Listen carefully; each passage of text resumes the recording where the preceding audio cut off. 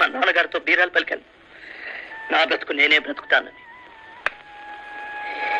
ఎలాగైనా బ్రతకాలనుకుంటే ఎలాగోలా బ్రతికేద్దును, కానీ ఇలాగే బ్రతకాలనుకున్నాను. అది వీలు పడదు ఈ దేశంలో. నా చుట్టూ స్వార్థం చేస్తున్న విలయ తాండవాన్ని సహించలేకపోయాను. అందుకే ఉద్యోగంలోనూ నిలబడలేకపోయాను. కానీ ఎన్నో రోజులు నా ఉండగలను చెప్పు. ఆదర్శాలు అన్నం పెట్టవు. ఆకలి ఊదే నాదస్వరానికి ఆడక తప్పదు మనిషి. ఆకలి నన్ను బలహీనపరుస్తుంది. కానీ